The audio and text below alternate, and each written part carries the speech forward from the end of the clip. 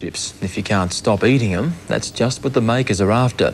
So when one company comes out with a tempting new formula, you can bet its rivals will try to gobble it up fast.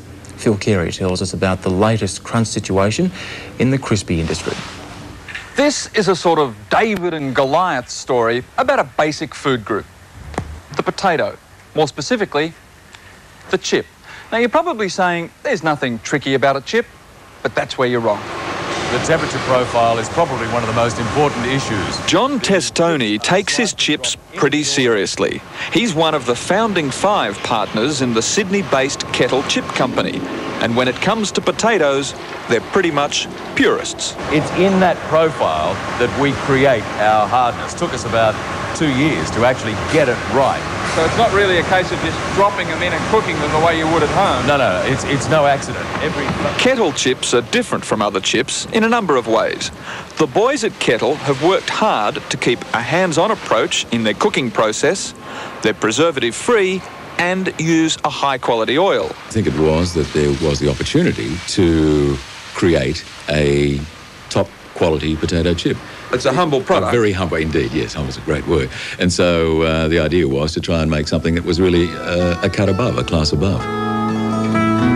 And not only have they achieved that, but they've done it all here in Australia. They started 3 years ago and have gone from 5 to 100 employees. What you're looking at now is just one shift. An extended family. I know that's a cliche, but for all that, if people in our organisation are happy being in the organisation, that shows in everything that's done. Well, the specific gravity of each individual potato is crucial in our process for 2 reasons. The first one is that if the gravity is not the specific... And while you probably don't really want to know how Newton's law of physics comes into chip making, it's safe to say it works. Kettle chips have taken a $20 million bite out of the $400 million a year Australians spend on chips. But their success hasn't gone unnoticed. Enter the Goliath in our story, Smith's Chips.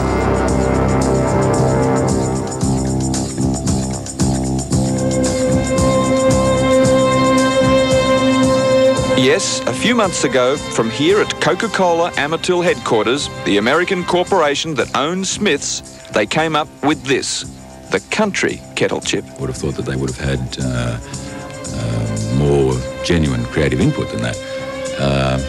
Here, everybody, everybody here was outraged by what had gone on.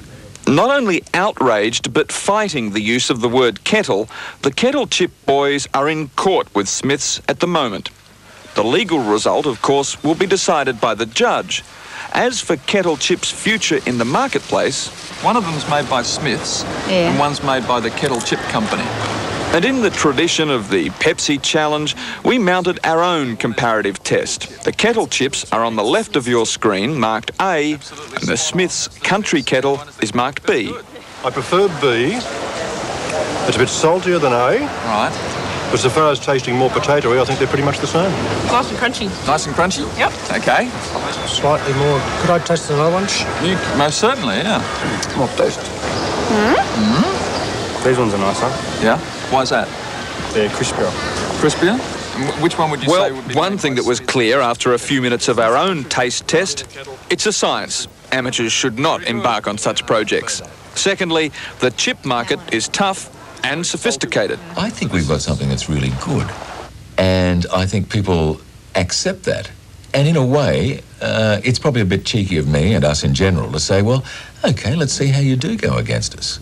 It probably sounds a bit immodest, and I don't mean it in a boastful way, but I think we've really got a chance. Try A first, a little bit of a... Do you have something to swill in between? I'm afraid we don't, no. I know we normally should, but... The Smiths Company declined their invitation to give their side, waiting till the outcome of the court case. And that's all for now. Thanks for being with us. Good night.